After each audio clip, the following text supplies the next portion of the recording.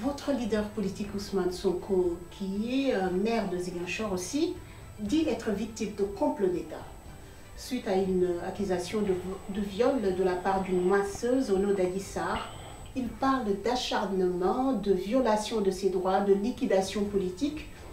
Récemment, il a alerté l'opinion internationale sur le fait que le président Macky Sall le persécute, que sa vie est menacée. Vous pensez que votre leader est persécuté? Il n'a pas besoin, lui, Ousmane Sonko, de le dire. Parce que cette situation-là, nous la vivons ensemble avec lui. Et je précise encore, ça ne date pas d'aujourd'hui.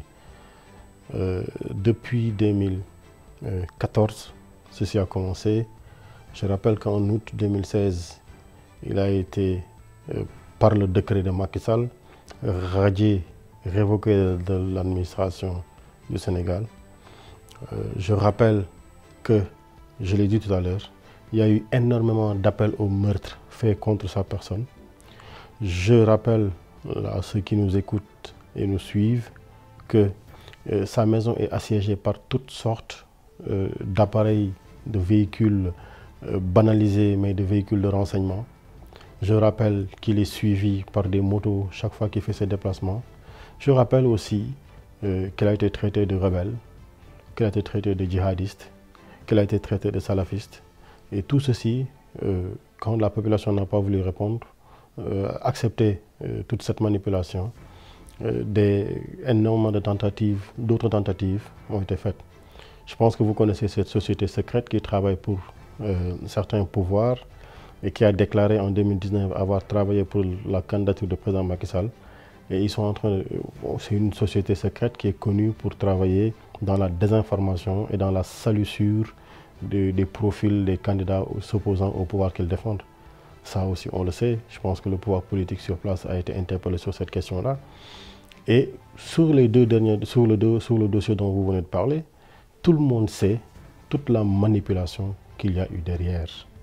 Ils ont voulu en faire un dossier judiciaire, alors que tous les faits, je dis même l'enfant né aujourd'hui au Sénégal, a fini de comprendre que c'était un jeu de manipulation pour ne serait-ce qu'empêcher Ousmane Sonko d'être candidat. Un dossier vide, avec des acteurs nuls, avec une justice partisane, avec un pouvoir politique qui a la main dans ce dossier-là. Fondamentalement, ça ne peut produire que ce que nous avons constaté. Et je le dis, sur ce dossier, vous avez vu le gendarme instructeur, quand il a produit son rapport, ce qui s'est passé, il a été chassé de la gendarmerie, quasiment. Pourquoi? Pour quelle raison? Le médecin a dit que ce qui était l'accusation, donc les faits qui ont été à la base de la plainte qui a été déposée, n'ont jamais existé. Les témoignages n'ont jamais été à charge contre Ousmane Sonko. Donc, en fait, c'est le b.a.-ba du droit pénal qui est saccagé ici. Parce que le droit pénal est assis sur ce qu'on appelle le droit fondamental de la preuve. Et ici, dans les droits de la preuve, c'est les premiers éléments, c'est les témoignages, c'est les faits, c'est les preuves.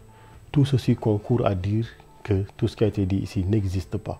Et vous voyez, ils insistent, ils veulent en faire un dossier judiciaire. Je pense qu'ils ont compris que ce dossier ne marchera pas. Voilà pourquoi ils cherchent à s'attacher à ce second dossier, parce qu'en vérité, Ousmane Sonko, il a 5 dossiers devant la justice. Alors, à côté de ce dossier, donc, il y a 4 autres dossiers. Il y a ce dossier donc, de rébellion. Il a un dossier, le procureur devenu responsable de l'OFNAC, l'Office national de lutte contre la corruption, avait instruit un dossier de rébellion contre Ousmane Sonko. Ce dossier-là est en cours. Il y a le dossier d'appel à l'insurrection. Il y a le dossier donc, de policier qui a déposé plainte contre Ousmane Sonko pour menace sur sa vie.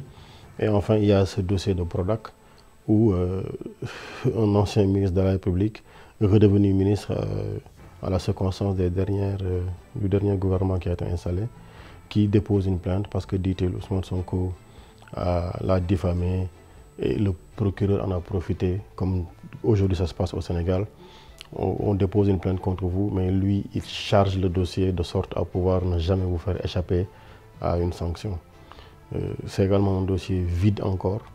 Mais vous savez, il y a quelques années, il y a cette réforme du code électoral qui a empêché Khalifa Sall d'être candidat, qui a empêché Karim Wade d'être candidat et qu'on veut faire peser comme une épée de Damoclès sur la tête de Ousmane Sonko en disant, la conséquence elle est simple, hein, si Ousmane Sonko est condamné avec un sursis, si Ousmane Sonko est condamné ne serait-ce qu'avec une amende de 300 000 francs, il ne pourra pas candidater à l'élection présidentielle.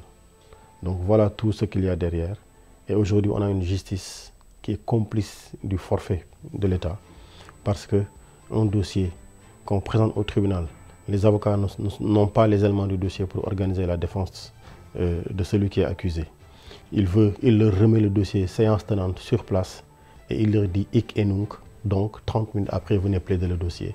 Alors qu'il y a des avocats qui venaient de se constituer et qui n'avaient pas les éléments du dossier.